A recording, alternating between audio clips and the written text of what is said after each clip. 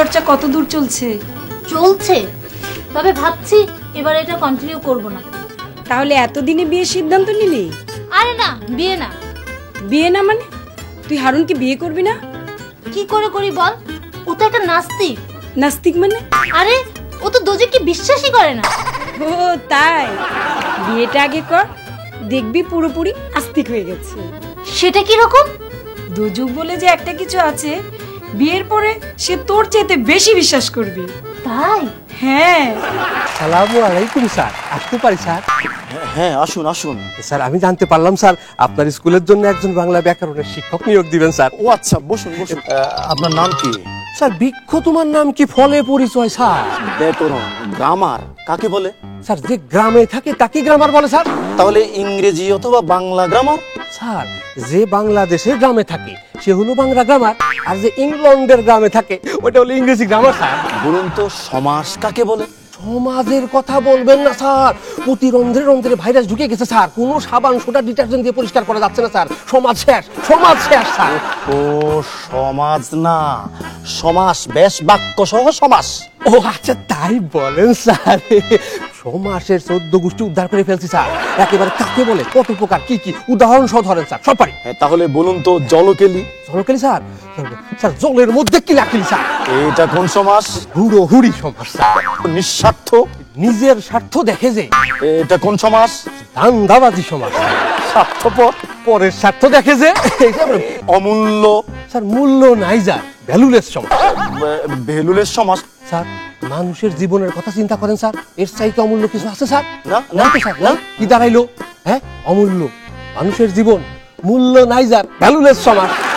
দেরি করলেন যে, আপনার না তাড়াতাড়ি আসতে বলছি, 3 ঘন্টা লাগাইয়া দিলেন। আরে ম্যাডাম রাস্তায় জ্যাম না তো, বলেন এত জরুরি তলব কেন? আমি একটা ডিসিশন নিছি, মেজর ডিসিশন। Major decision? হ্যাঁ, ওর সঙ্গে আর সংসার করব না, ওকে আমি ডিভোর্স দিতে চাই। একেবারে ডিভোর্স? হঠাৎ এরকম একটা মেজর ডিসিশন নিয়ে নিলেন? কেন নেব না? জানেন কাল রাতে সে কি করছে? কি করছে? ঘুমের মধ্যে বলতেছে, কুসুম আমি তোমাকে প্রাণের চেয়ে বেশি ভালোবাসি। এটা তো ভালো কথা, উনি তো খারাপ কিছু বলে না। খারাপ কিছু বলে নাই সেটা তো আমিও জানি। তাইলে আপনি তাকে ডিভোর্স দিবেন কেন? দিব এই কারণে যে আমার নাম কুসুম না, হেলেনা। হ্যাঁ?